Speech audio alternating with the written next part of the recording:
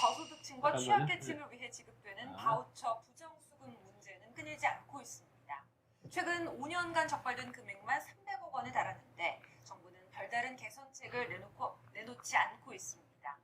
부정수급 적발 현황이 쭉 있네요. 이것처럼 부정수급 문제는 반복되고 있는데 구하기가 너무 어려운 도서상간 지역이나 아니면 중증 장애인들이나 보통 어떤 직장에서 8시간 상근하는데 1시간 휴무하고 8시간 상근하는데 6시까지 딱 정말 칼퇴근을 한달치 그렇게 하는 경우만 있나요? 그렇죠. 그렇게 따지면 그것도 부정수급 아닌가요? 그렇죠. 예. 그리고 이건 이제 휴먼 서비스잖아요. 그러니까 물론 이거를 가지고 저는 이용자 입장이기 때문에 서비스를 꽉 채워서 받는 거를 좋아해요. 근데 때때로는 또 그 반대로 사람 간에 이게 숨통이 있어야 되거든요. 그러니까 너무 딱 붙어 있으면 그것도 또 환기를 시켜야 되는 어떤 시간들이 있어요. 그걸 이제 뭐 휴게 시간 삼을 수도 있겠지만 환기고 나발이고 내 신체를 맡기고 뭔가 또 도움을 받아야 되니까 이게 일상이 반복이 돼도 질리다 지겹다 말을 할 수가 없게끔 되게 절실한 부분들이 또 있죠. 그래서 모르겠어요. 이건 되게 예민한 부분이고 저도 이걸 객관성을 띠고 말할 수 없는 부분이어서 저 같은 경우는 일단은 이 틀 안에다가 사람을 우겨 넣어가지고 너무 딱 뭐 15분 간격으로 그렇게 뭐 쿼터제도 아니고 뭐 그렇게 본달지 아니면은 딱 같이 있는 것만을 본달지. 그래서 저도 이제 활동지원사 선생님들에게 이제 신규 교육을 할 때는 선생님들이 이용인의 요구에 의해서 뭐 은행에 가신달지 마트에 가신달지 뭐 뭘 구입하러 간다지 코로나 때는 마스크를 뭘 구입하러 가신달지 음식물 배출하러 가신달지 할 때는 꼭 그것을 증빙할 만한 뭔가를 이렇게 준비해 놓으면 좋겠다. 영수증 내지는 무슨 내역서 뭐 이런 것들 있잖아요. 그런 것들을 이야기하곤 합니다. 근데 그 틀 안에서 조금만 벗어나면 부정수급이 되느냐 아니냐는 이거는 글쎄요. 좀 그런 부분이 있어요. 그 정도만 저는 또 이용인이기 때문에 얘기할 수밖에 없을 것 같아요. 네.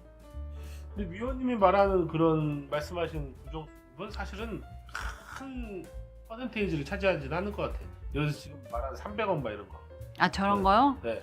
이거는 사실은 좀 시스템적으로 저거는 조금 그렇죠. 그 중개기관들이 많이 장난치는 그런 적이 아니에요? 사실 그런 네. 것도 오히려? 있었죠. 그죠? 네, 저는 그냥 넣고 멘트하게. 노코멘트 하세요. 네. 저는 오히려 이렇게 뭔가 부정수급이 시스템 이렇게 크게 가는 건 저는 개인들 간의 거래에서 이렇게 일어난다고는 크게 별로 보지 않고 그 취약점을 노리는 몇몇의 구조를 딱 틀어서 이렇게 크게 하는 것들이 문제다. 그러니까 이거는 지도 감독이 더 강하게 가야 된다 하는 거고요. 그다음에 지금 말씀하신 것처럼 뭐 어디 슈퍼를 나간다든가 뭐 이것처럼 근데 활동지원사 진짜 말씀하신 대로 휴먼 서비스이기 때문에 사실은 노동자의 권리를 제대로 못 받는다고 지금 굉장히 이슈가 되고 있잖아요. 아까 말한 것과 같은 상황이거든요. 이 폭도로 얘기하듯이 내가. 네. 여기 지금 이용인이 밥 먹는 시간이 되면 이용인 이 식사 보조를 하는 활동 보조인은 자기 식사 시간에 똑같이 12시부터 1시까지 식사 시간이면 식사 시간을 보장을 못 받잖아요. 그렇죠. 휴게 시간도 보장을 못 받고 그냥 같이 늘 있는데 어떻게 휴게 시간이 보장을 받을 수가 있어요. 그러니까 그런 문제도 있기 때문에 이걸 무자르듯이 다 할 수 없는 건 아마 이용인도 알고 이 활동을 하시는 사람들도 알 것 같아요. 그래서 대부분 한 숟갈 내가 먹고 한 숟갈 이용인과 함께 먹는 그렇게 잡지. 그걸 만약에 또 늦추잖아요. 그러면 퇴근 시간이 또 늦어지는 거예요. 그리고 이제 가령 병원에 갔잖아요. 재활의학과를 갔다던가 어딘가 갔을 때 한의원에 가도 마찬가지겠네요. 그 활동지원사 선생님이 따라가서 동행해서 같이 뭐 이렇게 옷 매무새를 어떻게 해주고 하는 것까진 괜찮아요. 근데 치료사의 손이 저한테 딱 오는 순간부터는 카드 끝내야 돼요. 결제를 끝내야 돼요. 그러니까 그 시간에 선생님은 이제 대기해도 이거는 내 시간을 그냥 투자해서 대기하는 게 되든지 아니면 어디 갔다 오셔야 되는 그런 상황이 돼요.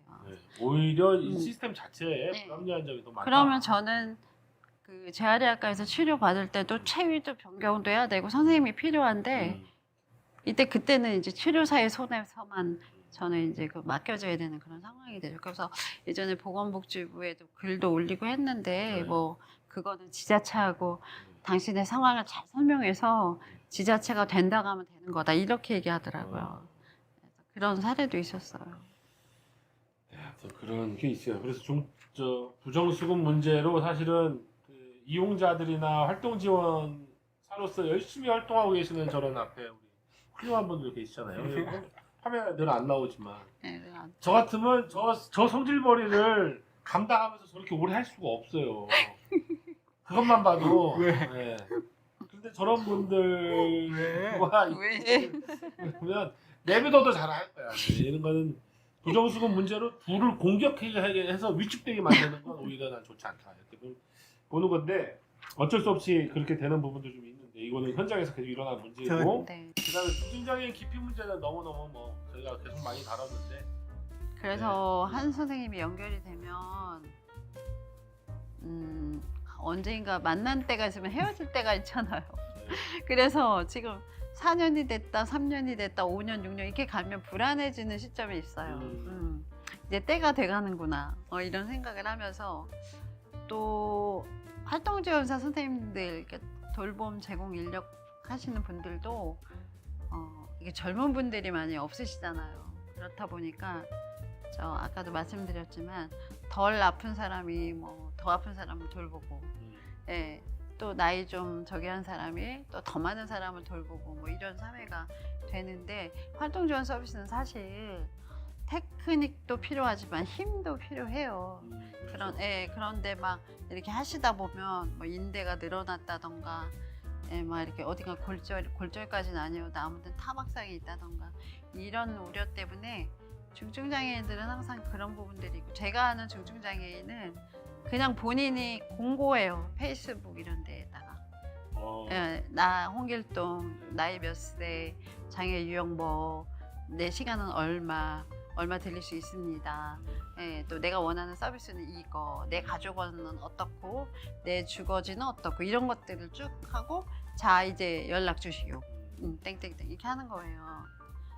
그러니까 그걸 누가 해야 되는데요. 원래 제공기관의 코디네이터와 담당 기관을 해야 되는데 그걸 잘 못 해주니까 아이고 내가 구하고 말지 이렇게 되는 상황들이 되죠.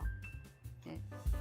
그렇게 되는 이유는 코디네이터나 중간 지원 뭐라고 약간 말 좀 잊어먹었다. 제공기관. 네네. 제공기관들이 전문성을 가져야 되고 아니면 거기 일하는 사람들이 전문성이 있거나 아니면 일한 기간이 오래돼서 전문성을 함양할 수 있는 기간이 오래되거나 해야 되는데 그 일하는 직원들은 아주 박봉이니까 계속해서 바뀔 테고 여기 계속 바뀌어요. 맞아요. 계속해서 바뀔 테고 그러니까 계속해서 뭐 노하우가 없는 사람들이 그냥 조금 하다가 그걸 시행착오를 겪다가 또 나가고 새로 배우고 뭐 이런 것 때문에 계속 그러겠죠 아마? 그렇겠죠. 예, 그런 경우가 많이 있죠. 그리고 이제 다 물어보고 뭐 집이 멀다, 또 뭐 가족원이 있네, 심지어는 강아지도 있네, 뭐 그런 것들도 있고 버스를 환승해야 되네, 뭐 그런 문제도 있고 어떤 활동지원사 선생님들 간에는 이런 얘기도 한다고 그래요. 혼자서는 독거남을 좋아한다고 하시던데. 혼자서는 독거나 노인을 좋아하는구나. 뭐냐면 독거남, 이제 신체 서비스에서 뭐 목욕 보조를 한다던가 이런 거에 대한 또 불편함도 있지만 여성 장애인들은 이제 조금 세세하게 뭐 꼬집고 따지고 이렇게 요구하는 게 자잘하는데 남성 장애인들은 이제 거의 선생님들이 주도하면서 해줘도 되는 편안함이 있는 거. 그래서 그럴 수 있겠다. 내가 그렇다니까요.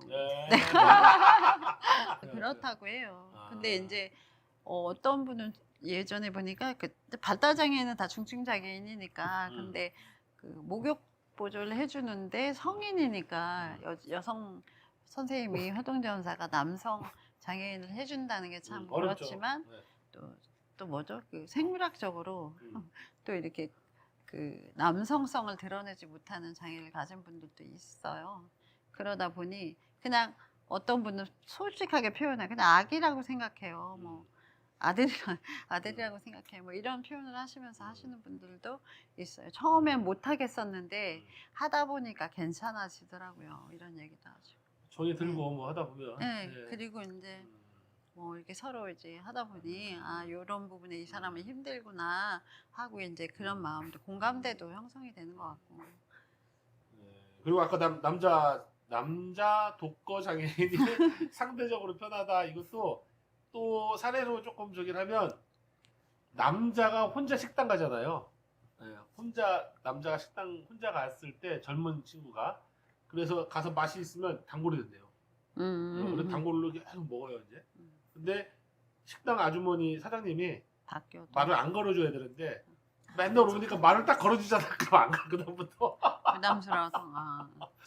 부담스럽다고. 예, 그런 것들도 있죠. 좀. 예, 그런 맞습니다. 네 맞습니까? 아, 예, 그러니까 안 가. 개인 성향 아니면 이제 뭐 어쩔 수 없는 남자 여자의 다른 성향 뭐 이런 것들도 있겠네요. 그래서 중증 장애인들에게는 정말 활동 지원사 분들을 어떻게 이걸 어떻게 체계적으로 만들지 모르겠지만 그래요.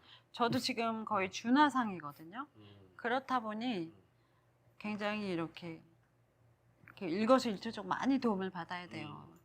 그래서 선생님이 이제 어느 그만두시는 시점이 오면 바로 연계가 되면서 나를 잘 이렇게 케어해 주실 수 있는, 나를 좀 이해해 줄 수 있는 분들 만나야 되는데 거기에 대한 불안감이 있어요. 보통 일이 아니네요. 진짜. 네, 바뀐다는 거. 항상 가슴 한쪽에는 그 부분에 대한 불안감이 내재되어 있는 것 같아요. 네. 그리고 뭐 또 한편으로는 아이 뭐 여태까지 살았는데 어떻게 사라지겠지 싶으면서도 그래, 바뀌면 또 바뀌는 손발을 맞춰야지. 맞추면 되겠지 막 이러면서도 그렇지만 또 오면은 네, 내가 그렇겠죠. 누워있는 모습부터 냉장고부터 벗은 모습부터 또 다 그렇죠. 설명하고 말씀을 드려야 되는데 이런 그렇죠. 그런 것들이 내 몸 전체를 다 봐야 돼요. 그렇죠. 예. 하고 또 너스레도 떨고 선생님도 때때로는 오늘도 교육에서 말씀드렸지만 누구나 할 수 있지만 아무나 할 수 있는 일은 아닌 게 서비스입니다. 그리고 이 일은 단언컨대 그렇게 재미없습니다. 제가 그런 얘기를 드려요.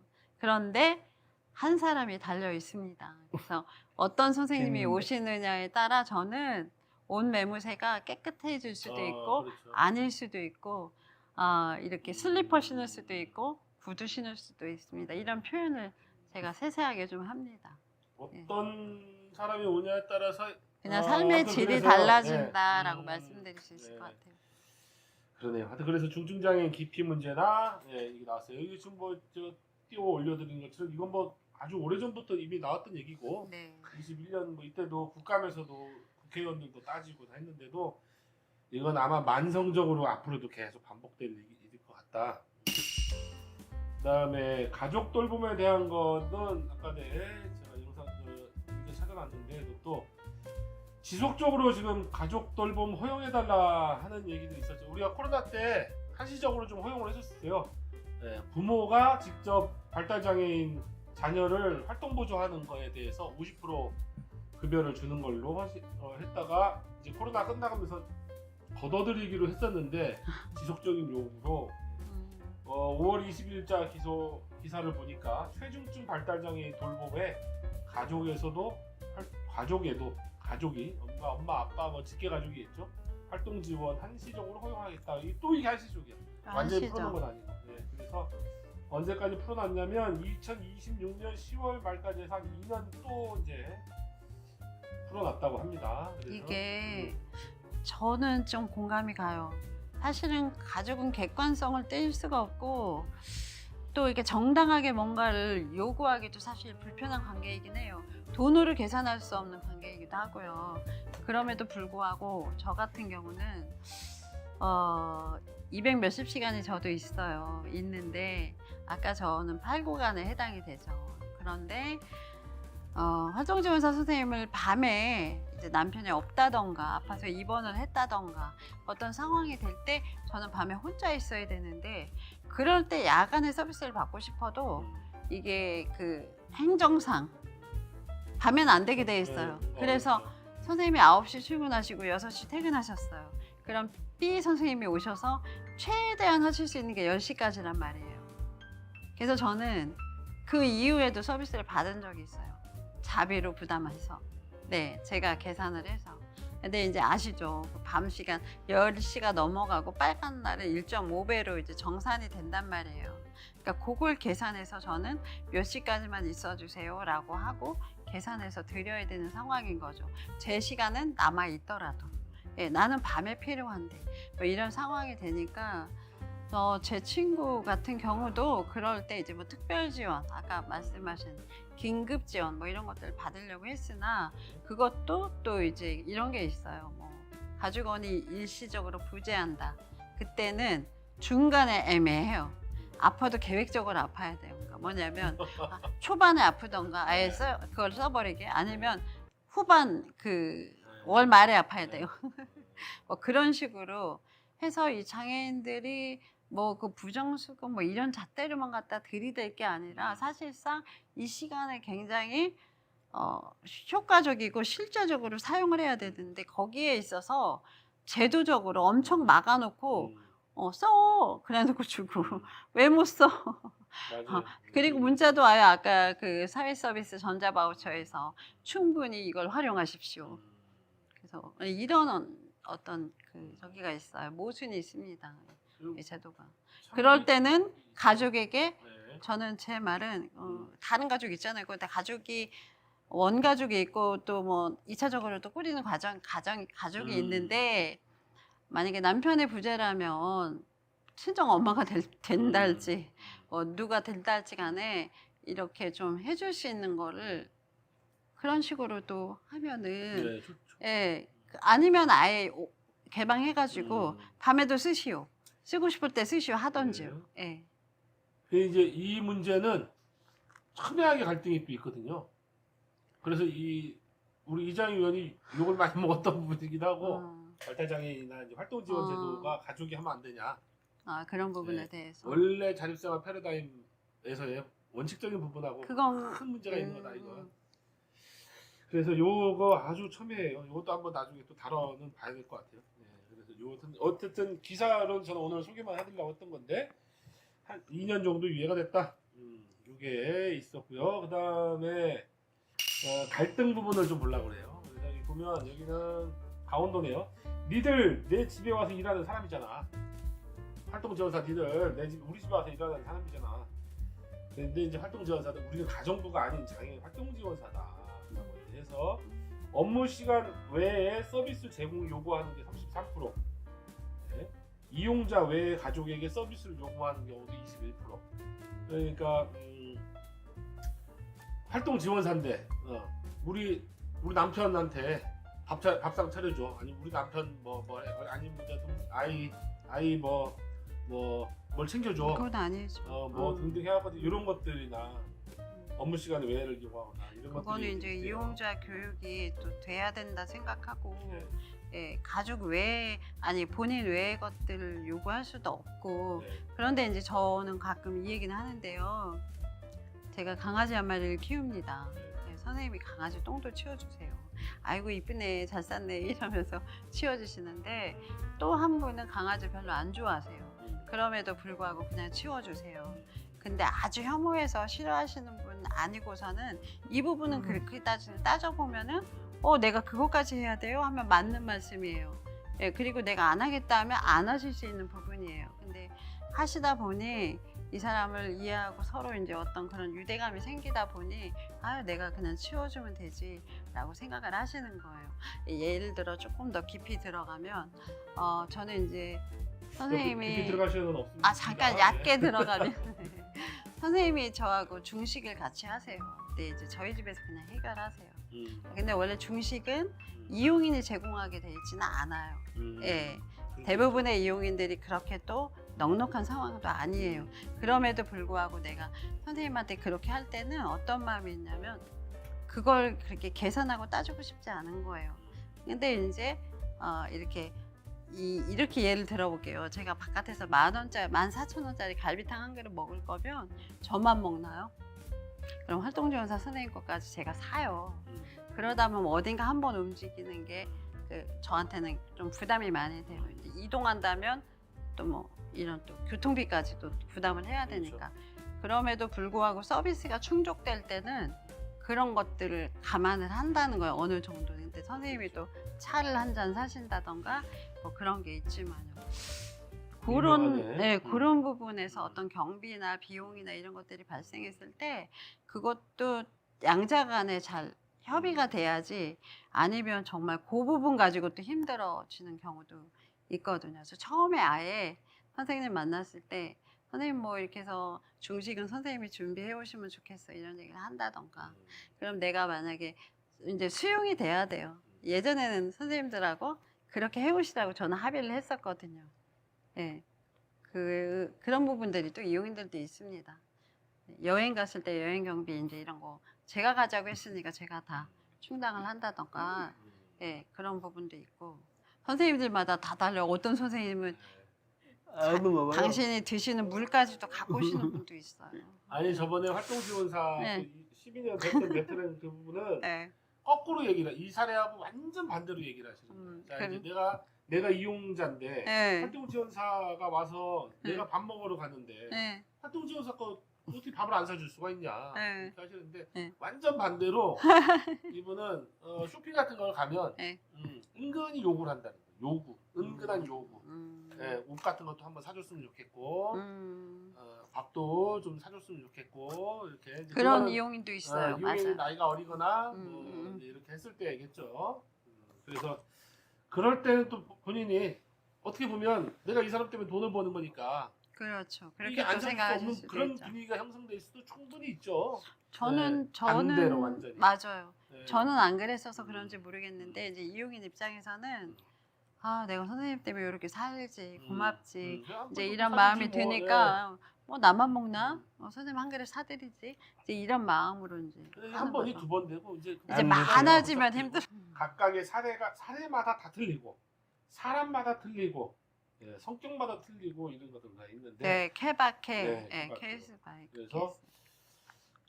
하여튼 활동 지원사 일하는 분들도 뭐 폭언이나 욕설 뭐 당한 경우도 있고 그 이상으로 뭔가 요구하는 경우도 아니면 이제 기독교를 다니고 있고 자기는 절이고 야 이런 종교적 갈등도 있고 이런 것들도 있네요. 있지요, 있죠.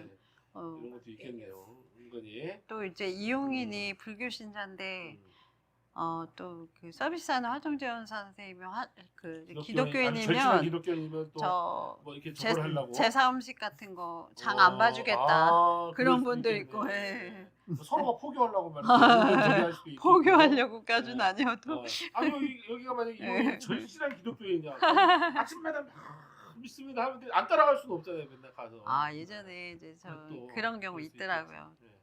같은 기독교인임에도 불구하고 되게 또 왜 독실한 분들은 점심에 식사를 하는데 막 당신이 기도를 막 하시는 그럴 때 만약에 가족원이 믿지 않는 사람이 있다 굉장히 불편해지죠. 뻘쭘하게 있을 수 없고 그리고 정치에 대해서도 얘기를 또 그렇게 하다 보면 그렇죠. 그것도 이제 막 멱살 잡을 뻔한 그런 사례들도 네, 있다고 네, 합니다. 네. 그래서 그런 부분까지 늘 반복되고 있는 문제들도 우리가 쟁점으로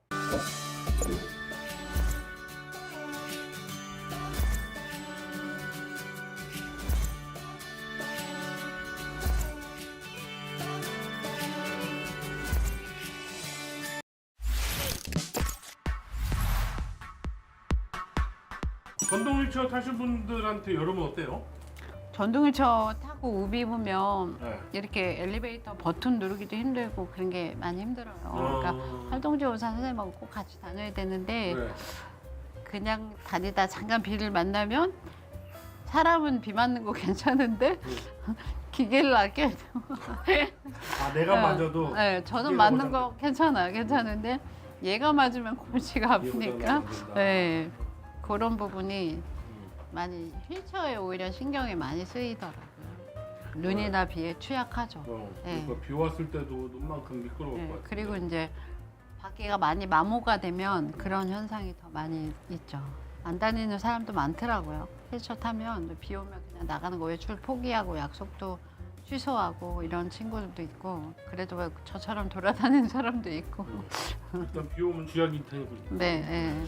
그리고 더운 걸로 배터리도 문제가 좀 될 것 같고. 배터리가 기계로 봐서는. 추울 때랑 더울 네. 때랑 예민하긴 해요. 이것도 배터리가 터졌다 뭐 이렇게 폭발했다 이런 소리 들었던 것 같아요. 아 그래요? 네, 그래서 왜 스마트폰도 왜 배터리 뭐 그런 이렇게 일 있었죠. 그런 일 있잖아요. 그런 일이 없었지만 언제든 있을 수도 있잖아 막 이런 생각이 좀 들긴 하죠. 그다음에 땀 많이 나고 뭐 이러니까 의자에 앉아 있는 시간이 많으면 사실은 욕창이 좀 더 생겨요. 예. 좀 생기고. 예, 그런 것도 그게 있고 어렵죠. 저는 이제 근육장애인이라서 이렇게 손이 막 들리고 이런 게 잘 안 되는데 앉아서 기려고 하면 땀이 차고 습하면은 그렇죠. 땀 차고 습하고. 여기랑 붙어요. 안 나가요, 손이. 아, 그러니까 진이 이렇게 뭔가 하려면 다 빠지는 거예요. 예. 음. 그래서 힘들었어요. 그냥 활동 지원 서비스 없으면 죽습니다. 일단 첫 번째로 우리 이자영 위원님 오랜만에 오셨고요. 네. 그리고 우리 또 유금순 위원님 또 오셨고. 저도 진짜 오랜만에 뵙습니다. 네. 저도 왔습니다. 오랜만에. 네. 바빴어요. 여름에 왜 이렇게 바빴는지 모르겠어요. 휴가들은 다녀오셨어요? 휴가? 저는 휴가가 따로 딱히 없었는데요. 다음 주에 열린관광지 심층 조사를 좀 하게 돼서 본의 아니게 순천에서 1박 2일 하게 되니 그때가 휴가인가? 일인가 휴가인가 그렇게 지낼 것 같습니다. 거기 무슨 여행이라고 하죠? 공정여행. 공정여행. 무장의 여행 참. 네, 공정여행. 무장의 여행. 무장의 네, 여행. 무장의 여행. 뭐 네. 관련한 일도 하시니까. 네. 간단하게 소개 좀 해주시죠. 무장의 여행이 뭔지. 무장의 여행을 이란 보통 이제 지금 제가 알기로 2015년부터 열린 관광지가 조성이 돼서 박근혜 정부 때부터 조성이 되기 시작해서 지금 132개소 열린 관광지가 조성이 되고 있는 걸로 알고 있어요. 검색해 보세요. 자세한 건. 네. 그런데 열려가는 관광지다라고 그 이야기하고 있는 것이 미완이에요. 미완. 그리고 그 시에서 저 뭐죠? 국가에서 지원해 주는 것과 지자체에서 또 같이 이렇게 합쳐서 관광지를 조성하는데 가면 늘 뭔가 부족하고 네, 그렇습니다. 이거 열린 관광지야? 막 이런 데가 꽤 있습니다. 열린 관광지라는 게 그러니까 무슨 편의시설이 좀 돼 있는 걸 기본적으로 얘기하는 거예요. 관광약자 즉 장애인, 노인, 어린이, 임산부 그리고 한시적 장애를 경험하는 사람들까지 아울러서 모든 사람이 관광지 내에서 비장애인과 동일하게 이렇게 관광할 수 있는 어떤 그 조성을 한 곳 그런 곳을 말하는데 대부분은 어디를 보냐 이제 장애인 주차장으로부터 비롯해서 접근성 뭐 핵심 보행로 네, 그 안에 있는 부대 시설, 뭐 수유실, 장애인 화장실, 뭐 이런 것들과 뭐 전체적으로 그런 것들을 봅니다. 근데 그 주변에 이제 뭐죠? 그 숙소나 접근 가능한 식당까지 있다면 더 좋겠죠. 그런 것까지도 좀 이렇게 정보 줄 수 있다면 이제 그거야말로 여행 가이드, 예, 무장의 여행 가이드라고라도 할 수 있을 것 같습니다. 무장의 여행 가이드도 하세요, 그럼? 아니요. 그렇죠. 네. 봐서 국내에서 굉장히 유명한 데는 좀 뭐 그런 게 돼 있겠네요. 국립공원이랄지 뭐. 그렇죠. 네, 아무래도. 최근에 다녀온 데는 임실 치즈 테마파크에 다녀왔고 또 이제 속리산 이건 좀 얘기하기가 좀 그렇지만 제가 속리산 국립공원에 갔다가 그 모노레일 타다가 사실은 죽을 뻔했어요. 얼마 전에 네. 그 모노레일이 기울어가지고 모노레일이 아니라 이제 전동차. 케이블카 같은 건데 네. 탔는데 그게 이제 내려오면서 기울었어요. 그래서 119를 부르고 조금 아이고, 난리가 퍼포먼스를 났네. 했어요.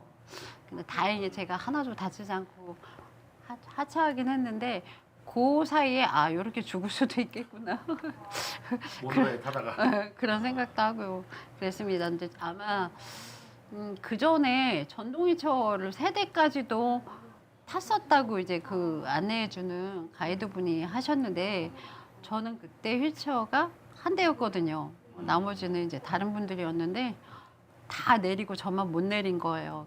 119가 오고 업고 내리겠다고 해서 전 안 된다 그러고 이 기계를 똑바로 세우라 그러고 해가지고 아무튼 정리가 돼서 내려왔습니다. 난리가 났었네요. 네, 난리가 났어요. 큰 사건이 있었네. 네, 그래서 나중에 여행 이야기할 때 그거를 한 자락 쓰려고 합니다. 글로. 독거노인은 어떻게 지내셨어요? 독거노인 요즘 독거노인은 어떻게 지내셨나요? 네, 잘 지냈습니다. 그냥 잘 지냈습니까? 네. 요새 독거노인은 뭐 삶의 제일 낙이 뭐예요? 별로 없는 것 같습니다. 딱히 없으세요? 네. 아니 이제 이게 우리가 이걸 한 지가 이제 더 자립을 한 지가 2019년인가 했으니까 네 그때 시작을 꽤 했으니까 됐네요. 네 시작한 지도 꽤 됐어요. 영상은 많이 안 올라왔어도 근데 한 2주일에 한 번 꼴로 찍기는 하거든요 지금요. 우리도 정보성 채널이잖아요. 정보를 제공하는 채널. 그 정보를 제공하는 채널이 생각보다 그렇게 뭐 조회수가 있거나 사람들이 이렇게 뭐 많이 봐주거나 하는 건 아닌데 그러니까 호응이 있는 것 같은데 이정 아니요? 그렇죠. 또 어떻게 보면 뭐 공공기관에서 만드는 것보다 오히려 많이 보기도 하고요. 보면 또 어떤 면에서 보면 가끔 현타가 또 오고 이게 이렇게 많은 에너지와 이렇게 좋은 정보를 막 공부해서 이렇게까지 하는데 이게 진짜 도움이 되는 건가 싶기도 하고 그런 측면도 있고 막 왔다 갔다 해요 마음이. 그래도 네. 뒷것에 파워가 있겠죠. 네. 앞것도 있지만 뒷것도 있으니까. 그래서 좀 이렇게 정기적으로 날짜 정해놓고 좀 이렇게 좀 빡빡하게 조금 밀어볼까 하는 생각 때문에 네. 그래서 라이브도 시작하고 뭐 누가 보든 안 보든 간에 분명히 도움 받는 사람들도 있으니까 그런 차원도 있고 뭐 기왕에 말이 나왔으니까 얘기를 좀 하자면 오늘하고도 좀 연관이 되기도 하는데 오늘은 좀 잡소리 좀 많이 하고 가자고요. 이렇게 아, 뭐 이렇게 빵도 막 이렇게 잡스럽게 네, 놓고요? 막 하고 좋아요. 잡스럽고. 저도 좀 불평불만도 좀 하고 오늘 왜 좀 했는데 많이 힘드셨구나. 아니 이제 우리가 이걸 찍다 보니 이게 이런 게 좀 있는 것 같아요. 이렇게 보면 사실은 나오기 부담스러워하는 분들도 많거든요. 그러니까 이제 전문가 우리가 섭외하려고 그래도 야 내가 무슨 전문가냐 근데 장애인 복지를 하는 십몇 년씩 한 분들이 전문가라고 안 할 수는 없잖아요. 그렇죠. 그런데도 나와서 괜히 뭐 잘못 말했다가 본인의 전문성이 오히려 폄훼되거나 괜히 욕먹거나 뭐 이런 것들 그런 부담감은 충분히 알겠더라고요. 그래서 그렇게 부담감도 있고 여러분들 이게 누가 잘 안 보는 채널이지만 막상 그 정보를 찾아서 이게 진짜 맞는 건지 틀린 건지 몇 번 검증하고 얘기를 우리가 해야 되는 건데 그렇게 하고 만들어서 내보내면 그 안에 영상에 답이 다 있거든요. 활동지원사 같은 부분도 활동지원사의 단가가 얼마인지 조용히 하고 가세요. 안녕. 안녕. 나한테 좀 그렇게 해봐요. 활동지원사 단가가 어떻게 되는지 뭐 처우가 어떻게 되는지 이런 것들 얘기하면 그 영상 보시면 되는데 그거 안 보고 그냥 댓글로 그냥 바로 단가 얼마인가요? 뭐 이렇게 지금도 댓글 많이 달리는 게 그거더라고요.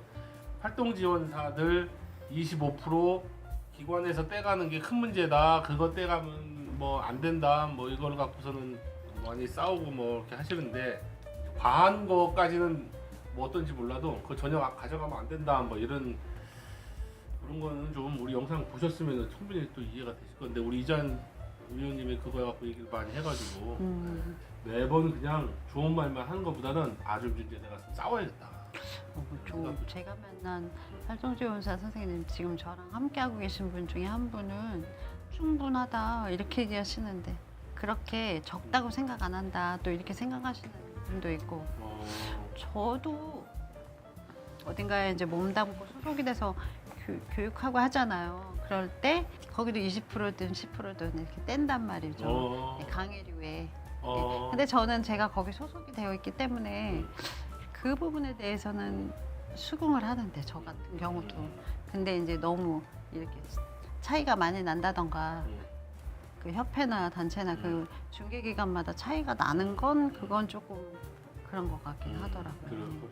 그러니까 그런 거 보면 좀 제가 원래 제가 화가 많거든요. 화가 막 나는 거야 이제. 주로 또 어떤 거 보고 화가 났냐면 막 영상 찾다가 이제 보니까 요양보호사 왜 하지? 활동지원사가 훨씬 편한데 뭐 이런 거라든가 활동지원사, 뭐 요양보호사 뭐 이런 것들이 그냥 단순히 돈이 더 많이 받는 데가 어딘거나 뭐 맞아요. 편한 직장이 어딘거나 뭐 이런 식으로 그냥 직장 개념에서만 막 그렇게 호도하는 영상 되게 많더만요 보니까. 많아요. 예, 그렇게 영상이 나오거나 아니면 자격증 뭐 유망 자격증처럼 자격증 따는 방법이라든가 노인 요양보호사 하지 마세요. 활동부 지원사가 더 뭐 따기 쉽습니다. 막 이런 그런 거 보면 그냥 어쩔 수 없는 거기도 하겠지만 그런 생각이 좀 들더라고요. 네. 그래서 오늘 얘기할 거하고 연관이 되니까 제가 얘기 좀 했는데 활동 지원 제도 오늘도 또 할 겁니다. 바로 우리 전 영상에는 12년 경력의 활동 지원사로 활동하시는 분, 뭐 여러 가지 현장에서 겪을 수밖에 없는 현장에서 일하는 분들만 알 수 있는 그런 얘기 막 들었거든요. 거기서 저도 많이 못 들었던 얘기 있어요. 오늘 얘기 나올 거겠지만 처우 부분에서 미처 생각도 못했던 것들, 그 퇴직금을 못 받게 되는 시스템이 있을 수도 있다라는 거, 활동 지원사로 일해도 또 실업수당을 못 받을 수도 있다. 아니면 뭐 기관마다 아까 말씀하신 것처럼 중개 기관마다 차이가 있다. 그런 것들에 대한 얘기들을 해주시고 심지어는 못 받는 일정 부분을 돈을 못 받고 시비가 좀 있다 막 뭐 이런 것들도 얘기해 주셔가지고 이게 참 그게 문제구나 하는 얘기를 했었고요. 우리 준비하면서 어제 이장윤 위원님 얘기하신 거는 지금 서울시에서 전수조사 들어간다고 활동 지원 제도의 제공기관들 그래갖고 급여라든가 처우들 뭐 이런 거를 전수조사를 막 해서 쫙 뜯어보겠다 뭐 이건데 저번에 했던 거하고 이제 연관돼서 제가 개인 예산제 또 그것도 좀 알아보고 우리가 한번 다뤘었는데 개인 예산제에서 핵심 부분도 그게 있더라고요. 개인 예산제를 어떻게 할 건지에 대한 계획서를 작성해야 되는데 그 계획서를 작성하는 또는 그 프로그램을 설계하는 그 행정을 누가 하겠느냐. 그 행정을 장애인 당사자, 특히 발달 장애인 당사자들은 못 할 테니까 그 중간에서 그 지원하는 조직들이 생겨야 될 텐데 그거를 전담으로 하는 서비스 제공 기관이 생길 수도 있겠다. 그럼 그 시장, 그것도 이제 시장이 돼서 여러 업체들이 막 들어올 수 있는 그런 뭔가 있죠. 그런 것도 있다. 맞아요. 그런 것들도 있다 보니까 이게 본래에 뭐 시장에서 맡겨놓으면 그럴 수밖에 없지만 본래의 취지하고는 막 다르게 너무 상업적이라든가 맞아요. 그런 식으로 어떤 자본의 흐름으로 막 시스템으로 이렇게 벌써부터 설계가 막 되고 있다는 게 좀 가끔 화가 나요. 난 대상으로 200시간짜리인지 300시간짜리인지 그렇게 보이기가 십상인 것 같아요. 네, 그래서 오늘 같은 장애인 활동 지원 제도 중에서 2024년 지침이 좀 늦게 나왔어요. 몇 월 달에 나왔더라? 그때 제가 드린 게 5월 달이었나, 6월 달이었나, 5, 6월 달 정도. 그러니까 대개는 지침이 뭐 그 전에 나온다든가, 적어도 1월 달에 나온다든가 뭐 이게 있어야 되는데 거의 중반이 다 돼서 나왔는데 작년하고 지금하고 제도가 달라진 부분들이 있고 급여도 달라졌고 뭐 하는데 요거를 그 전에 한번 지침 달라진 점들을 얘기해 봅시다 했는데 너무 지침이 늦게 나와서 지금 하는 게 무슨 의미가 있느냐라고도 하셨지만 그래도 또 이 시장이라는 것도 그렇다. 어쨌든 이 제도에 새로 진입하시는 분들도 있고 활동 지원사로 이제 직업으로 삼으려고 하는 분도 이렇게 많다고 하니까 그러면 계속 정보를 드리는 것도 좋을 것 같아서 지침 한번 확인해 보는 것 하고요. 그다음에 현장에서 계속해서 아까 제가 말씀드린 것처럼 일어나고 있는 현장에 좀 불합리한 점들 아니면 중복되고 있는 문제들, 반복되는 어려움들, 부정수급이라든가 중증 장애인들은 회피하는 문제라든가 그러니까 가족이라도 활동 지원사를 할 수 있게끔 해줘야 하는 그 가족 허용 부분이라든가 이런 부분들에 대해서 또 한번 얘기해 보고요. 마지막으로는 열렬하게 우리 댓글에도 많이들 서로 갈등들이 있는데 활동 지원사를 이용하시는 이용자죠. 계약 당사자 우리가 갑을병에서 을이신 거고 병으로 가게 되면 활동 지원사 하고의 서로 누가 갑이냐 을이냐, 네가 더 불편하다, 내가 더 불편하다, 네. 내가 더 마음이 상한다, 막 이런 것에 대한 것들은 아마 앞으로도 해소는 안 될 것 같지만, 맞아요. 네, 그럼에도 불구하고 또 우리 선생님 위원님께서는 네. 장애인 인식 개선 강사이시기도 하니까, 네. 그다음에 활동 지원사 교육도 하고 계시고, 네. 그래서 요거를 조금이나마 갈등을 좀 해소할 수 있는 방안에 대한 이야기를 좀 해보고자 합니다. 네. 우리가 늘 하는 얘기지만 장애인 활동 지원사를 아마 하려고 하시는 분들도 보실 것 같아요. 서비스를 처음으로 이용해 보고자 하는 분이 또 있을 수도 있으니까 활동 지원 제도 자체에 대한 설명 좀 얘기 좀 해주세요. 활동 집중하세요. 집중하라고요. 집중해요. 오늘 잡다한 이야기. 활동 지원 제도는 활동 지원 제도를 도대체 왜 만들게 됐고 우리 거 옛날 거 보고 나오는데 또 얘기하나? 그거 안 보신다니까 대부분 안 본단 말이에요. 뭘 그러니까 보세요. 아니 보세요 하지 말고 큐. 휴가 그러면 내가 이렇게 딱 갖다 붙이면 되나? 안 되네. 활동 지원 제도 자체가 왜 이게 흐름을 한번 얘기해 주세요. 왜 생겨났는지부터 장애인들 자립생활 또는 사회통합, 지역사회와 통합 이것을 하는 게 장애인 패러다임, 복지 패러다임에서 가장 중요한 부분이잖아요.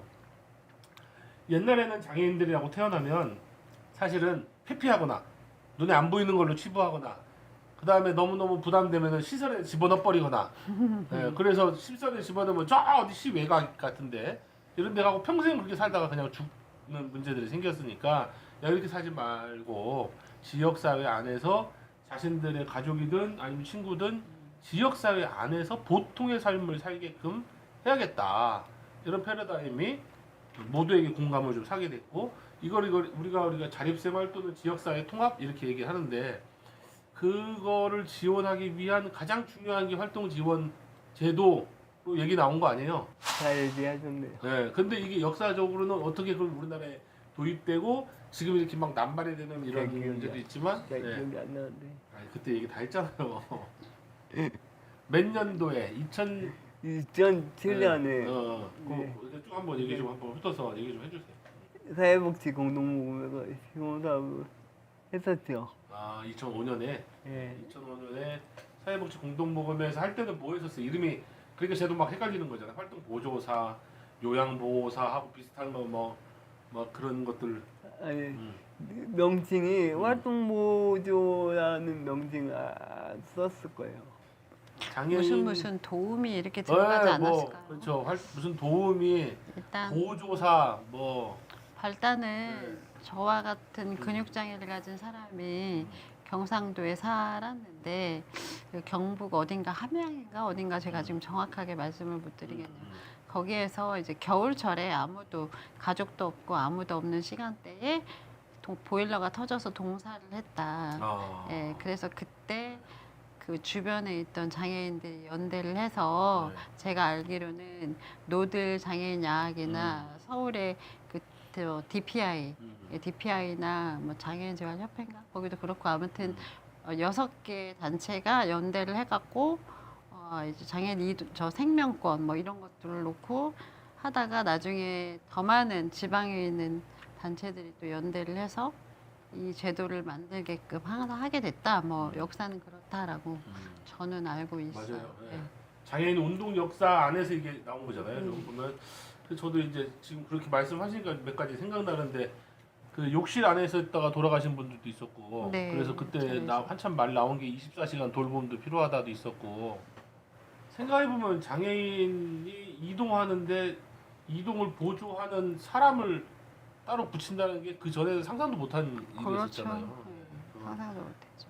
오련이 가족의 역할이 없거나 이동 못하면 그냥 집에 있어야 되거나 이랬지 뭐 어떤 사람을 붙여줘서 이렇게 한다는 건 서구 유럽에 있던 모델을 갖고 오기 전까지는 이게 되는 것도 참 진짜 어떻게 보면 진짜 우리나라가 좋아진 거긴 했는데 아무튼 이렇게 돼 왔죠. 그러니까 활동 지원사의 역할은 그 교육 많이 하면서도 그런 거 갈등 좀 없으세요? 저도 좀 지금은 있지요. 잘 안 하는데 근데 이제 신규 선생님들은 그런 물음보다는 일단 다 궁금한 세계고 안 들어본 세계고 그러신데 이제 기존에 하고 계신 선생님들은 나름 알고 계시고 나름 경험이 있으시니까 이렇게 딱 쳐낼 얘기들은 쳐내고 예, 이렇게 부분적으로만 수용을 하시는 느낌이 들어요. 예, 그리고 제가 이렇게 보면 예, 신규 선생님들은 약간 오늘도 몇 분의 눈에서만 이렇게 약간 쳐내는 느낌을 들었지만 이게 수용하시는데 좀 오래 하신 분일수록 또 안 그런 반응을 보이시는 분도 꽤 있더라고요. 저는 중립적인 입장에서 얘기를 하고 싶지만 어쨌건 이용자의 또 입장이다 그렇죠. 보니까 당사자니까.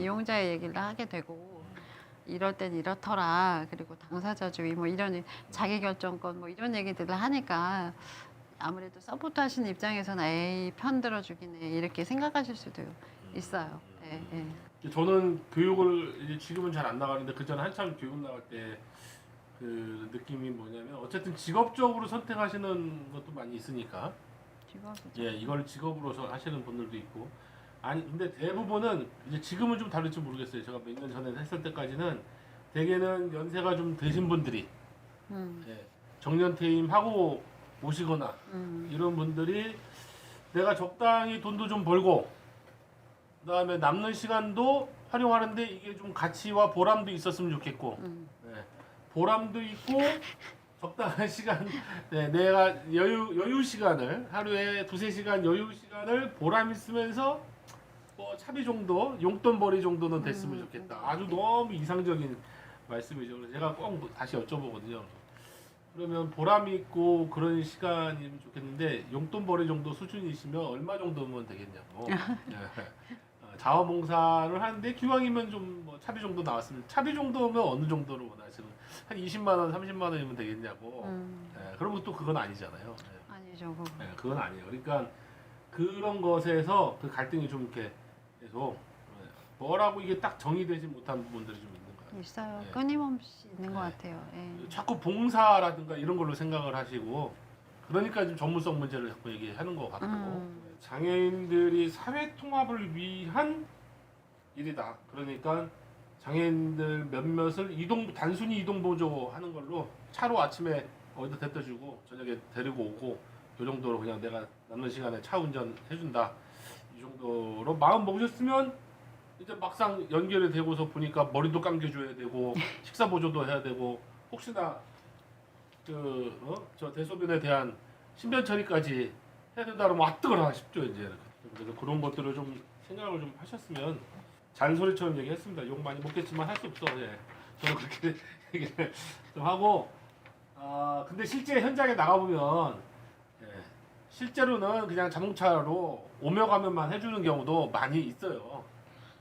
예, 있죠. 많이 네, 있죠. 네. 예. 군대로 얘기하면 꿀보직인데 많이 있어요. 그것도 실제로. 그런 것도 또 필요해. 필요하죠. 네, 필요하죠. 그것도 필요해 진짜. 사회 통합을 위해서는 그것도 필요해. 근데 그러면 상대적으로 되게 힘든 일 하는 사람이 되게 힘들다는 게 상대적으로 더 힘든 일이 되는 이것도 좀 문제가 있어요. 네. 그러니까 맨날 단가를 차등 지급해라 네. 이런 얘기들을 하는데 하여튼 여러분들이 하시는 일이 만약 이걸 하시려고 하는 분들이면 하시려고 하는 일이 어떻게 보면 인생에 대한 거죠. 인생. 한 사람의 인생에 대한 거다. 너무 고리타분한 얘기일 수 있어서 저는 그런 얘기를 좀 하고 싶었어요. 네. 자, 뭐 그럼 오늘 본론 한번 들어가 봅시다. 일단 24년 지침 얘기 한번 해보시죠. 예, 24년 지침에 달라진 점들. 예. 제가 지금 이 화면에다가 이거 띄워놓긴 했는데, 예.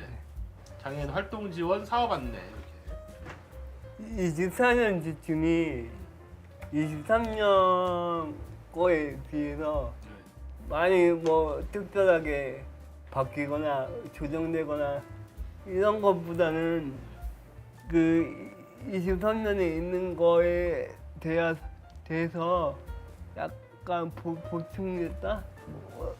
지침의 세세한 부분을 조금 삽입했다 이 정도로 2024년 지침을 이해하면 되겠습니다. 그리고 또 이렇게 가장 많이 눈에 드는 게가 우리가 만 나이를 개정했잖아요. 네, 이번에 예, 이번 정부에서 윤석열 대통령의 치적이죠. 예. 아주 뭐. 훌륭하네. 제일 잘한 거. 네, 제일 잘한 거. 예. 모든 사람을 한 번에 착 예. 2살까지 예, 낮춰줬어요. 어떤 사람은 2살 낮춰준 사람도 네. 있단 말이에요. 시적이. 그 부분이 네. 제일 많아요. 아, 예. 왜냐하면 네. 신청 자격부터 시작해서 그렇겠다. 나중에 뭐 여러 가지 뭐 수급 자격부터 해서 하면 만 나이가 적용되니까 이런 부분을 적용했다는 거가 크게 작용을 했고요. 일단 만 나이로 바뀌면서 네. 행정적으로 봤을 때 네, 네, 적용 나이가 네, 바뀌니까 그 부분에 대한 내용들이 전체적으로 막 많이 바뀌었다. 네. 네, 그래서 실질적으로는 바뀐 건 별로 없어 보여도 바뀐 게 많아 보이는 건 그런 것이다. 일단 빨리 넘겨주세요. 네, 자 넘겨보겠습니다. 3페이지. 신청 자격 부분에서 네, 신청 자격부터 보겠습니다. 네. 2023년도에는 만 6세부터 만 65세 미만이 예, 장애인 복지법상 등록장애인 이렇게 나가요. 근데 2024년에 만 나이가 법 개정을 해서 그냥 만 빼고 6세 이상. 아, 네. 그 전에는 만 6세였는데 이제 만자가 빠졌다 많이. 네. 이게 밑에도 대부분 개정사항에 들어가 있어갖고 6세 이상이라고는 하지만 여기에 장애인복지법상 등록장애인이어야 되잖아요. 네, 그러니까 6세부터 18세까지 초, 중, 고등학교 과정에 있는 친구들 중에서 장애에 등록은 안 하고 특수교육만 받는 사람들이 있어요. 특수교육 대상자, 우리가 특교자 이렇게 얘기하는데 특수교육만 받는 거예요. 특수교육 대상자만 돼서. 이건 여러 가지 원인이 있는데 부모님이 아직 장애를 수용 못한 것도 있고 뭐 여차의 사정으로 안 하시는 것도 있고 그래서 그런 분들은 안 하셔서 이걸 못 쓰는 것도 있더라고요. 아무튼 그런 것도 있다. 이렇게 넘어갔고요. 그 다음 몇 페이지죠? 6페이지. 6페이지. 자, 제외 대상. 네. 거기서요. 네. 직장 내에서는 근로지원 등의 서비스가 우선되어야 하며 휴전체 등을 근로지원 또는 근무보조인에게 지원받을 수 없는 경우에 하나여 활동지원급여 이용이 가능. 그 2023년도에는 그 밑에 공단은 근로지원인 서비스 이용 내역을 확인하여 중복급여 여부에 대하여 사후관리 이렇게 서 있었거든요. 이게 무슨 말이에요? 이걸 설명을 해줄게. 삭제했고 쉬운 말로 근로지원인하고 근로지원인이 뭔지를 설명해 주셔야 돼요. 네, 근로지원인 활동지원인하고 달리 그 장애인이 직장생활할 때 옆에서 보조한 부수적인 필요한 인력을 말하는 거예요. 예, 그러니까 직- 직장생활 내에서 뭐 문대필이라든지 문서 대필이라든지 문서대필이라든지 전화 대신 받는 전화를 거라든지 대신 받는다든지 문서 정리라든지 문서 정리라든지 예, 이런 걸 하는 사람이에요. 어쨌든 직장을 다니는 장애인이 네, 직장 업무를 하는데 보조 네. 업무 그거를 신체적 장애로 인해서 어려울 때 그걸 보조하는 사람을 또 네, 보내주기는 하는데 그걸 근로지원인이라고 한다. 네. 근데 그게 그래서 있으면. 이게 근로지원인 이용 내역이 수기로 관리돼요. 예? 수기로 관리돼요. 수기로 관리돼요. 네. 근로지원인은 네. 활동지원인은 활동지원이 그 결제 단말이 이게 따로 활동지원사는 결제 단만기로 되는데 예. 근로지원인은 수기로 수기로 돼요. 하고 있어요. 예. 근데 우리 근로지원인은 보니까 수기로 그 장부도 쓰고 그 카드로 누르기도 하는데 핸드폰 앱으로 2개 다 누르던데. 네? 핸드폰으로 그거는 하던데. 뭐냐면 출근할 아, 때 근태 관리만 근태 관리만. 하는 거예요. 네. 아무튼 그래서 수기로 그 지정이 돼요. 아까 말한 그 부분은 출근할 때 GPS로 위치 서비스 확인한 다음에 네, 그거 하더라고요. 여기가 직장이 맞나 직장이 아니냐 그걸 알아보기 위해서 그걸 하는 거고 그 외적인 건 다 수기로 작성을 해요.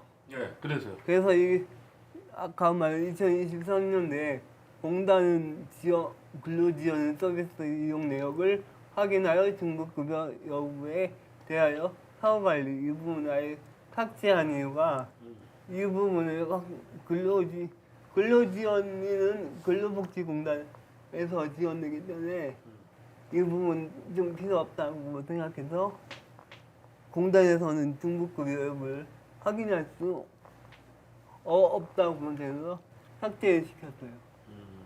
예. 사실적으로 별거 아니에요. 아, 별거 아니에요? 네. 열심히 얘기하고. 어쩌라는 거예요? 그래갖고 그러면 글로 뭔 말이 하이 개그야, 하이 개그. 말이 뭐예요? 그러니까 그냥 한마디로 한마디로 재밌어, 네. 재밌어. 근로지원인. 우리는 우리는 그 활동 지원은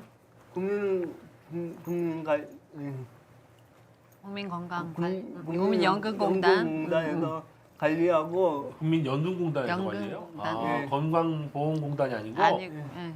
그리고 국민연금공단. 근로지원 서비스는 네. 근로복지공단. 근로복지공단. 아, 그래서 관리하니까 다른 데서 관리하니까 우리는 이 공부가 필요 없다 그래서 네. 삭제시켜버린 거예요. 사실적으로 별거 아니에요. 네. 그래서 이거 근로지원인을 먼저 이용하거나 예. 신변처리든 근로지원인 또는 뭐 받을 수 없는 경우에는 그러니까 그 근로지원이 먼저 이용해야 되는데 직장에서는 그걸 사람을 못 구하고 있으면 활동지원 급여를 이용하라는 건 활동지원 사를 고용하라는 얘기예요. 그럼 직장에서도 그러니까 그것도 지금 논란이 되고 있어요. 논란이 되고 있어요. 예. 그러니까 근로하는 장애인에게 활동 지원을 활동지원 사용하지 말라고 해요. 활동지원을 예. 근로 시간에는 사용하지 말라라고 하는데요. 하는데 여기서는 근로지원인을 못 구하면 하라는 거잖아요. 그러니까 당연히 해야 되는데 음. 또 하면 안 된다고 해요. 아, 그래서 애매해. 기침에는 그렇지만 실제로 가면 또 좀 이게 빡빡하게 좀- 적용되는. 아까 총장님께서 잠깐 언급하신 이게 네. 뭐 사회통합이다 네, 사회. 이런 말씀을 하셨잖아요. 네. 근데 그런 지금- 말씀을 했죠, 내가 그렇죠. 지금 말씀을 했죠. 할렐루야. 할렐루야. 지금 현실상 네. 활동 지원 제도가 음, 사회통합보다는 돌봄형 서비스 흘러가고 있기 네. 때문에 이게 굉장히 중요한 쟁점이 또 나왔네요. 네. 활동지원 제도가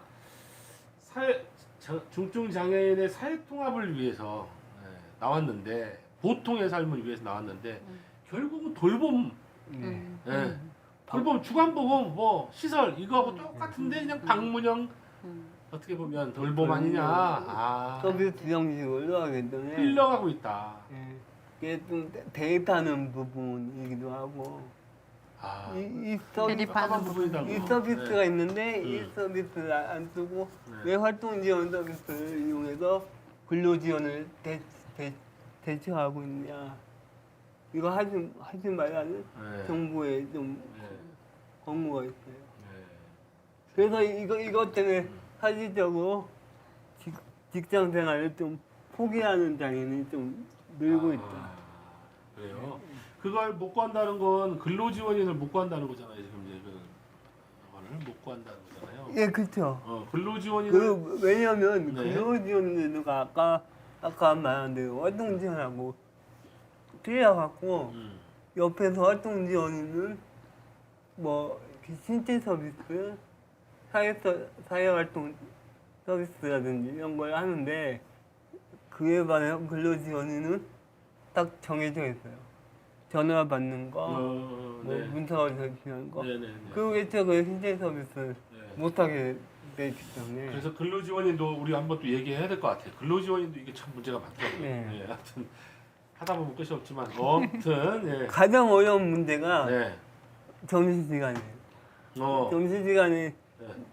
그 장애인 근로자가 밥을 혼자 먹으면 옆에서 이렇게 먹어준다거나 식사 보조를 보조를 해야 해야 되는데 그러면 실질적으로 이 사람은 일하는 안 돼요. 시간이 된다. 예. 그거죠.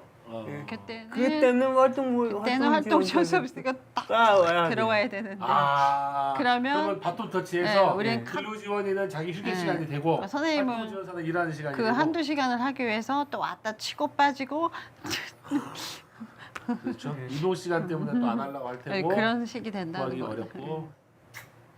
그런 그러니까 이런 문제 때문에 이런 위원회 문제를 발생하지 않기 위해서 이런 네. 문구를 삭제시켜버려요. 어쨌든 삭제시켰다. 네. 제가 좀 비판적으로 하는 건데 선생님은 항상 이걸- 비판적이니까 괜찮아요. 네. 이걸 뭐 비판 컨셉. 굳이 뭐 삭제할 필요가 있나? 어차피 뭐 면피 현실이 돌아가는 거는 면피하려고. 맞아요. 면피용이요. 면피하려고. 네. 그래도 어쨌든 면피는 해야죠. 담당자 입장에서는. 근데 하여튼 그거 굉장히 중요한 단어이다. 아까 내가 그거요. 뭐였죠? 다시 한번 우리가 강조해서 얘기해 봅시다. 활동 지원 제도가 현실상 돌봄하는 방문형 돌봄 지도 재원 뭐 제도로 제도로 가고 있다. 그걸로 흘러가고 있다. 흘러가고 있다. 자립생활 이념하고는 안 맞게 돌아가고 있는.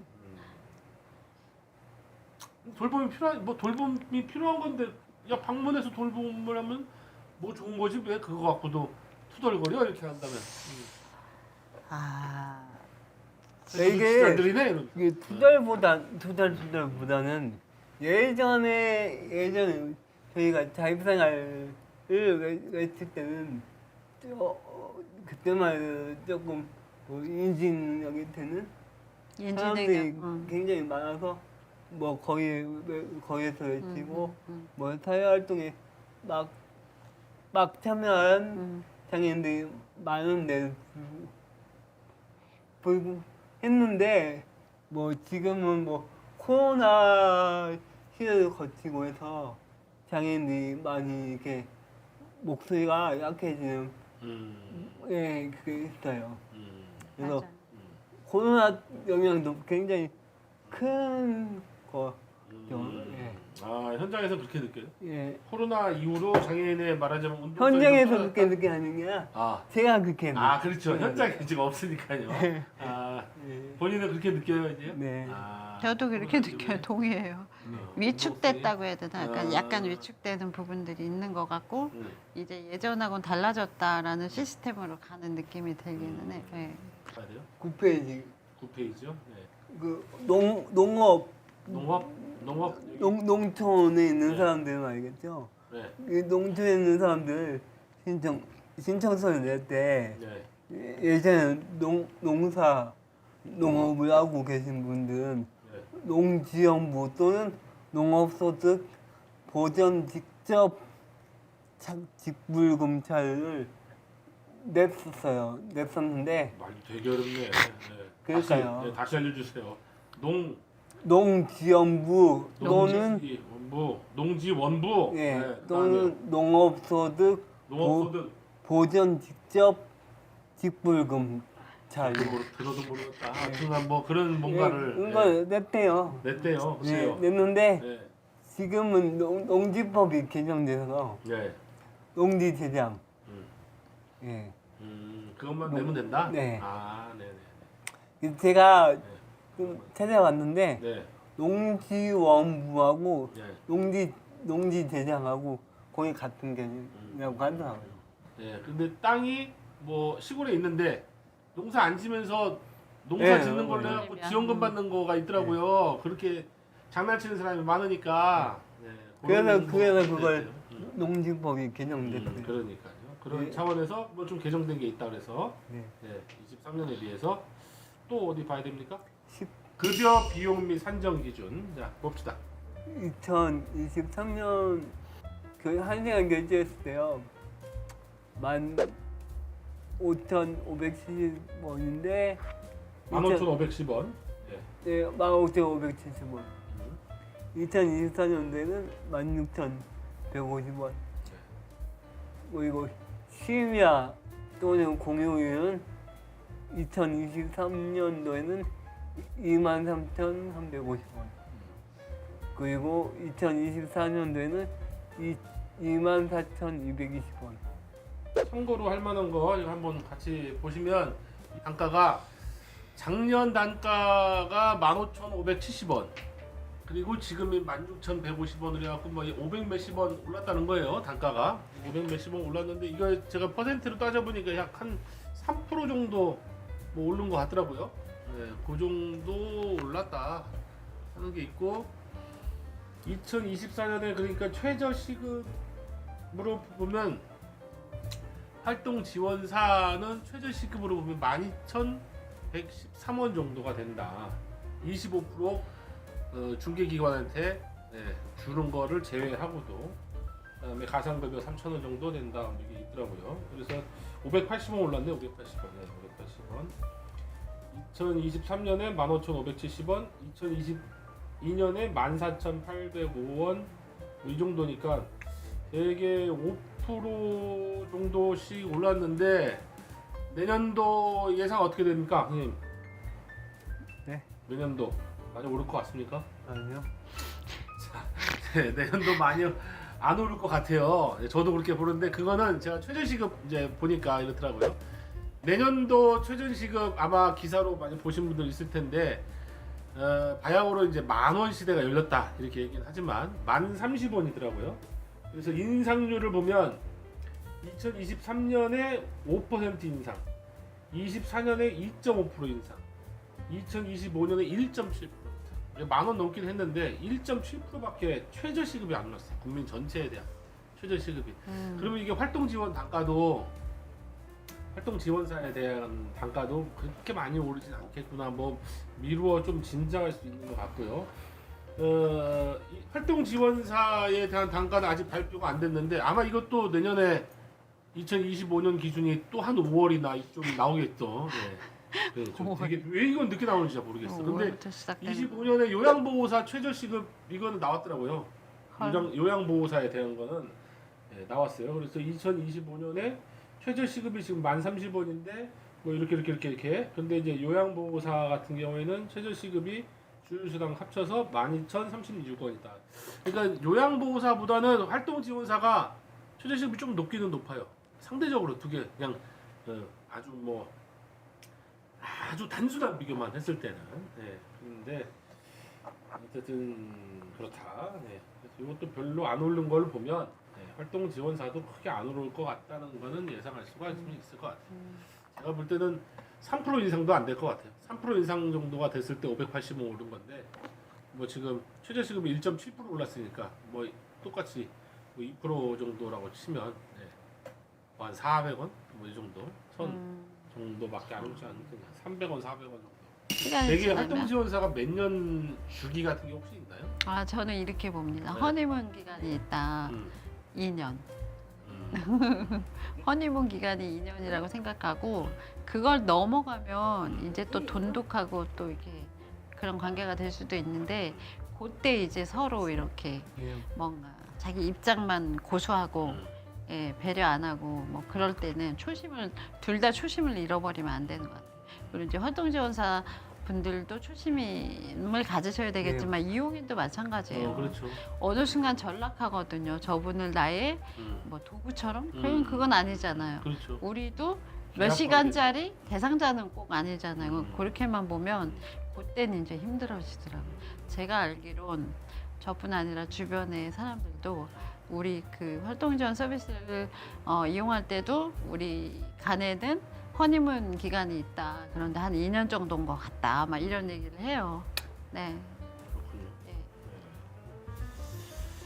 2년. 되게 이혼한 거 비슷하거든요. 뭐 이혼처럼 뭐 숙려 기간 같은 것도 있나요? 서로 마음의 빈정이 상했고 서로 같은 갈등이 있고 이래갖고 그만하겠다 했는데 조정시켜주는 기간 같은 게 혹시 있고? 그게 바우처 제공 기관인데 네. 거기 이제 국장님 얘기하실 거 아니에요? 14일 전에는 내가 그만둔다. 이걸 이제 활동지원사 선생님도 미리 말씀을 하셔야 되고 이용인도 마찬가지로 선생님 이제 그냥 그만오세요. 이렇게 하면 안 되고 그 선생님이 또 다른 그 자리를 알아보실 수 있도록 서로 간에 30일 못해도 열흘 해서 보름 사이에 시간을 가져야 되는데 저는 정말 예전에 어떤 선생님하고 싸웠는데 저 월요일부터 안 나와요 이러시더라고요. 그래서 어떻게 했겠어요. 제공기관 코디네이터 선생님만 죽어놨죠. 주말에 알아봐야 돼가지고 그래서 그 관저동 선생님을 연결해 줘가지고 그분이 1년 6개월 동안 차를 버스로 환승해 가면서 오셨기 때문에 왕복으로 3시간 출퇴근하는 데만 3시간의 시간을 들여서 오셨어요. 그분도 대단하시네. 1년 6개월 해서 아직도 연락하고 있어요. 그 선생님하고. 활동 지원 급여가 1구간부터 15간까지 있고 특례가 있어요. 그래서 이 구간을 어떻게 선정하느냐 좀 알려줄까 하는데 알려주지 말까요? 알려주세요. 알려줘. 예, 근데 일단은 뭐 여기 써 있는 거는 월 한도에 막 700만 원, 600만 원 뭐 어마어마하네요. 이렇게 네, 보면 그것도 맞아요. 저희가 이렇게 보면은, 알려드릴게요. 와, 뭐 나라에서 엄청 지원해 주는 거 같아. 예, 700만 원씩 지원해 주면 그죠. 자, 여기 자, 13페이지가 뭐냐면 네. 아까 77페이지 부분에 대해서 네. 1공간부터 15공간까지 이렇게 종합 점수를 내는 네. 거예요. 그래서 이걸 국민연금공단에서 나와서 조사를 해서 이게 굉장히 좀 공식이 좀 어려워요. 그래서 14페이지는 성인용이고요. 네. 뭐 이 공식 뭐 저는 후보자들은 뭐 일단 쳐다도 못 볼 내용이에요. 15페이지는 네. 아동용. 아동용이고요. 네. 예, 그래서 많은 수식이 있네요. 그래서 X라인 뭐냐면 네. 기능 제한. 그래서 기능 제한이 뭐가 있냐면 네. ADA에서 네. 일상생활 동작 있고 네. IAD에서 네. 수당적 일상생활 동작 그리고 인지행동 척선이 있고요. 네. X2는 뭐냐면 사회활동 예, 있고요. X3는 가구 환경 네. 있어요. 가구의 환경. 예, 그래서 이게 그 모든 장애가 모든 뭐 시각 장애, 지체 장애, 뇌병변 장애, 뭐 발달 장애가 다 여기에 그 점수를 매기게 돼 있어요. 그래서 여기서 X1은 그 신체 장애가 좀 점수가 높아요. 예. 이게 조상모 보시면 뭐 일상생활 동작에 대해서 뭐 옷 갈아입기에 대해서 지금 보는 사람들은 잘 모르실 수 있을 것 같아서 네. 네, 그냥 X1 구간 뭐 다시 한번 보면 아까 배변, 뭐 옷 갈아입기, 뭐 그런 등등의 신체 활동들 네. 네, 그런 구간들을 그 전에는 자 뭐 손을 뒤로 넣을 수 있습니까? 뭐 옷 갈아입을 수 있습니까? 가서 용변기에다가 옷 좀 넣고 뭐 이렇게 다 하는 활동할 수 있습니까? 다 물어보고 네. 하는 시험까지 다 보게 했는데 초창기에는 네. 지금 그런 거 잘 안 본다. 네. 안 물어보고 툭툭 그냥 취미생활이 뭐예요?